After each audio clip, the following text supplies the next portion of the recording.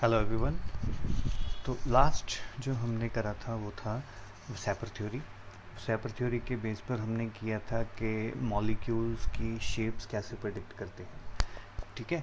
तो आज जो हम नेक्स्ट थ्योरी पकड़ रहे हैं वो है valence bond theory, VBT, valence bond theory. तो वैलेंस बॉन्ड थ्योरी जो है इसके दो पार्ट्स हैं। तो एक पार्ट हम इस लेक्चर में लेंगे और नेक्स्ट पार्ट जो है वो हम सेकंड लेक्चर में लेंगे। तो फर्स्ट जो है इसमें जो वैलेंस बॉन्ड थ्योरी एक्सप्लेन कर रही है कि किस तरह मॉलिक्यूल्स में कोवलेंट बॉन्डिंग हो रही है। समझ आ रही है बात? किस तरह से मॉलिक्यूल्स में कोवलेंट बॉन्डिंग जो है वो हो रखी है। तो उसको एक्सप्लेन करने के लिए उसने दो तरीके लिए। Number one, energy considerations, and number two, orbitals, orbital considerations. ठीक है। तो आज हम जो करेंगे वो एनर्जी के बेस पे किस तरह से कोवलेंट बॉन्डिंग हो रही है उसको हम लेंगे। ठीक है। तो एनर्जी के बारे में एक चीज़ आपने याद रखनी है, किसी भी सिस्टम की जो स्टेबिलिटी है, सिस्टम मीन्स अगर मैं सिस्टम बोल रहा हूँ तो एक मॉलिक्यूल जो 2 3 4 5 एटम्स, नंबर ऑफ एटम्स आपस में बॉन्ड बनाकर एक मॉलिक्यूल बना रहे हैं। ठीक है। उस मॉलिक्यूल को हम बोल रहे हैं सिस्टम। तो किसी भी सिस्टम की स्टेबिलिटी जो है वो इन्वर्सली प्रोपोर्शनल होती है उसकी एनर्जी के। जितनी ज़्यादा एनर्जी होगी उतनी स्टेबिलिटी कम होगी। ठीक। और जितनी कम एनर्जी होगी उस मॉलिक्यूल में, उस सिस्टम में, उतनी उस सिस्टम की, उस मॉलिक्यूल की स्टेबिलिटी ज़्यादा होगी, उसमें बॉन्ड बनने के चांसेस उतने ही ज़्यादा होंगे। क्लियर हो रही है बात? और नेक्स्ट चीज़ जो आपने माइंड में रखनी है वो क्या है कि जो एनर्जी है वो कम और इंक्रीज़ कैसे होती है। अगर तो फोर्स ऑफ अट्रैक्शन, अगर तो दो एटम्स में फोर्स ऑफ अट्रैक्शन एग्जिस्ट कर रही है तो एनर्जी जो है सिस्टम की वो डिक्रीज होगी। अगर फोर्स ऑफ रिपल्शन है तो सिस्टम की एनर्जी इंक्रीज होगी। समझ आ रही है बात? अगर फोर्स ऑफ अट्रैक्शन है, जब भी दो चीज़ें एक दूसरे को अट्रैक्ट करती हैं तो उसकी एनर्जी सिस्टम की डिक्रीज़ होती है और स्टेबिलिटी इंक्रीज़ होती है। जब किसी मॉलिक्यूल्स में, एटम्स में रिपल्शंस होती हैं तो उसकी एनर्जी इंक्रीज़ होती है और स्टेबिलिटी डिक्रीज़ होती है। समझ आ रही है बात? इतनी बात क्लियर होगी क्योंकि अगर ये चीज़ पता है तो आपको बाकी सारी चीज़ें क्लियर हो जाएंगी। ठीक है। तो अभी हम एक एग्जाम्पल पकड़ रहे हैं। एग्जाम्पल क्या है? Hydrogen H2 molecule. ठीक है। तो हमें पता है कि जो हाइड्रोजन मॉलिक्यूल है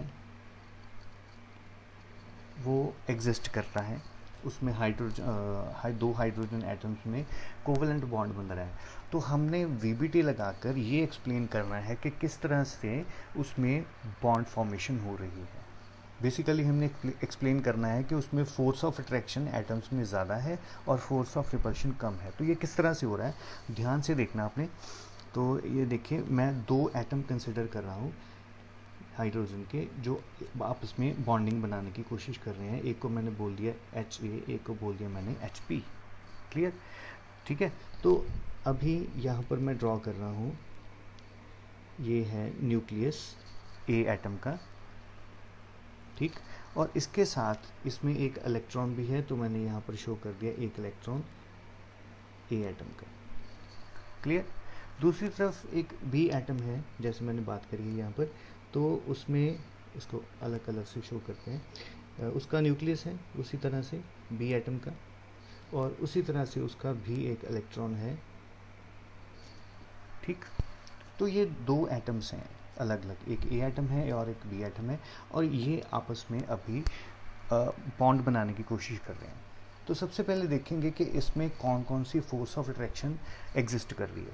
तो A एटम का न्यूक्लियस जो है वो A एटम के इलेक्ट्रॉन को अपनी तरफ अट्रैक्ट कर रहा है। क्लियर होगी बात? इसी तरह से जो B एटम का, इसको थोड़ा सा हम चेंज कर लेते हैं, आपको समझने में आसानी रहेगी। हम न्यूक्लियस ऊपर ड्रॉ कर लेते हैं, इलेक्ट्रॉन नीचे ड्रॉ कर लेते हैं, तो उसमें थोड़ा सा आपको समझने में ईजी होगा। तो इसी तरह से B एटम का न्यूक्लियस ए एटम के बी एटम के इलेक्ट्रॉन को अपनी तरफ अट्रैक्ट कर रहा है। तो ये जो ब्लैक में मैं शो कर रहा हूँ, ये अलग अलग एटम्स में अपने अपने एटम में उनकी फोर्स ऑफ अट्रैक्शन है। क्लियर हो रही है बात? जब ये दोनों एटम्स एक दूसरे के करीब आ रहे हैं, एक दूसरे के नज़दीक आ रहे हैं, तो इनमें नई फोर्स ऑफ अट्रैक्शन और नई फोर्स ऑफ रिपल्शन जो है वो एग्जिस्ट कर रही है। देखिए ये दोनों ए और बी एटम नज़दीक आए, तो ए एटम का जो न्यूक्लियस है, ए एटम का न्यूक्लियस वो बी एटम के इलेक्ट्रॉन को अपनी तरफ अट्रैक्ट कर रहा है। इसी तरह से बी एटम का न्यूक्लियस ए एटम के इलेक्ट्रॉन को अपनी तरफ अट्रैक्ट कर रहा है। ठीक है, ये जो है ये न्यू फोर्स ऑफ अट्रैक्शन है जो मैं डबल लाइन में शो कर रहा हूँ। ठीक है, तो इसके साथ साथ कुछ रिपल्शंस भी होंगी। रिपल्शन कौन सी होगी? पॉजिटिव चार्ज को रिपेल करेगा। ए एटम का न्यूक्लियस बी एटम के न्यूक्लियस को रिपेल करेगा। ठीक है, इसी तरह से ए एटम का इलेक्ट्रॉन बी एटम के इलेक्ट्रॉन को भी रिपेल करेगा।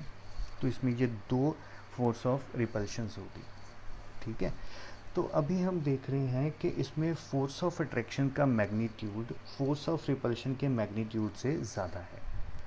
ठीक है, फोर्स ऑफ जो अट्रैक्शन है उनका मैग्नीट्यूड फोर्स ऑफ रिपल्शन से कहीं ज़्यादा है। ठीक है, तो इस वजह से इन दोनों एटम्स में बॉन्डिंग पॉसिबल है, क्योंकि उनकी फोर्स ऑफ अट्रैक्शन ज़्यादा है as compare to force of repulsion. Force of attraction ज़्यादा होगी तो सिस्टम की एनर्जी डिक्रीज़ करेगी, सिस्टम की एनर्जी डिक्रीज़ करेगी तो सिस्टम की स्टेबिलिटी इंक्रीज़ हो जाएगी और उसमें बॉन्ड फॉर्मेशन जो है वो पॉसिबल होगी। ठीक है, तो इस तरह से हमने जो है इसे एक्सप्लेन करना है। तो एक दूसरी एग्जांपल लेते हैं जिसमें पॉसिबल नहीं है बॉन्ड बनना, तो वो एग्जांपल है हीलियम की। ठीक है, तो हम हीलियम मॉलिक्यूल ले रहे हैं। हमें पता है कि नेचर में हीलियम मॉलिक्यूल नहीं एग्जिस्ट करता है। ठीक है, तो हमने यहाँ पर एक्सप्लेन करना है कि वो एग्जिस्ट नहीं करता, किस तरह से नहीं करता वो हमने एक्सप्लेन करना है on the basis of energy. तो इसी तरह से हीलियम ए और हीलियम बी दो तरह के एटम हैं। ठीक है, तो यहाँ पर मैं एक हीलियम जो है, यहाँ पर हीलियम ए, इसका न्यूक्लियस मैंने ड्रॉ करा, उसमें दो प्रोटॉन्स हैं तो मैंने दो पॉजिटिव चार्ज इसमें शो कर दिया। इसी तरह से उसके पास दो इलेक्ट्रॉन्स हैं, एक इलेक्ट्रॉन उसमें यहाँ पर है और दूसरा इलेक्ट्रॉन यहाँ पर है। ठीक है, तो ये दोनों ए एटम के इलेक्ट्रॉन्स हैं। इसी तरह से बी एटम है, उसमें भी दो प्रोटॉन्स होंगे और उसी तरह से उसमें भी दो इलेक्ट्रॉन्स हैं।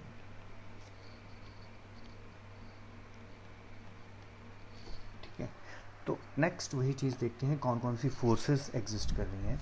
सबसे पहले ए एटम का जो न्यूक्लियस है वो दोनों इलेक्ट्रॉन्स को अपनी तरफ अट्रैक्ट करेगा। ठीक है, इसी तरह से बी एटम का न्यूक्लियस दोनों इलेक्ट्रॉन्स को अपनी तरफ अट्रैक्ट कर रहा है। क्लियर? तो अभी इसमें क्या हो रहा है कि जब ये दोनों एक दूसरे के नज़दीक आ रहे हैं, ठीक है, तो इन्होंने अभी एक दूसरे को रिपेल भी करना है और इन्होंने अट्रैक्ट भी करना है। तो पहले हम देखते हैं forces of attraction. Forces of attraction हम शो करते हैं ऑरेंज कलर से। ठीक है, तो देखिए ए एटम का न्यूक्लियस बी एटम के दोनों इलेक्ट्रॉन्स को अपनी तरफ अट्रैक्ट कर रहा है।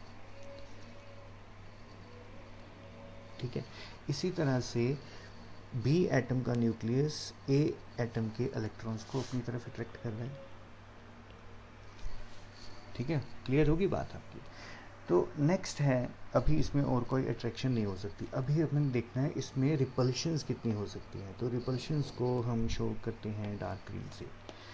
देखिए, तो अभी ए इलेक्ट्रॉन, ये वाला इलेक्ट्रॉन और ये वाला इलेक्ट्रॉन एक दूसरे को रिपेल करेंगे, तो इसको मैं वेवी लाइन से शो कर रहा हूँ, तो इनकी रिपल्शन हो रही है। इसी तरह से नीचे वाले ये दोनों भी एक दूसरे को रिपेल करते हैं। ठीक है, अभी ये दोनों न्यूक्लियस, ये वाला न्यूक्लियस और ये वाला न्यूक्लियस, ये भी एक दूसरे को रिपेल करेंगे। क्लियर? तो अभी ये वाला इलेक्ट्रॉन और ये वाला इलेक्ट्रॉन ये भी एक दूसरे को रिपेल करेंगे, और इसी तरह से this one and this one ये दोनों भी एक दूसरे को रिपल्शन शो करेंगे। तो इसमें force of repulsion force of attraction से कहीं ज़्यादा है, ठीक है। यहाँ पर जो रिपल्शंस का मैग्नीट्यूड फोर्स ऑफ अट्रैक्शन से ज़्यादा है। अगर रिपल्शन ज़्यादा होगी तो सिस्टम की एनर्जी क्या होगी, इंक्रीज़ होगी। अगर सिस्टम की एनर्जी इंक्रीज़ होगी तो स्टेबिलिटी क्या होगी, डिक्रीज, ठीक है। तो इस तरह से हम ये एक्सप्लेन करते हैं कि इसमें स्टेबिलिटी नहीं है, तो इन दो एटम्स में बॉन्ड बनाने की टेंडेंसी भी नहीं है। क्लियर हो रही है बात बेटा? तो इस तरह से हम एनर्जी के बेस पर जो बॉन्डिंग एक्सप्लेन करते हैं। तो आज इतना ही करते हैं, आप इसको अच्छे से अंडरस्टैंड करिए। तो कल हम लेंगे कि ऑर्बिटल के बेस के ऊपर किस तरह से हम जो है मॉलिक्यूल्स की फॉर्मेशन या कोवेलेंट बॉन्डिंग शो करते हैं। ठीक है बेटा, थैंक यू।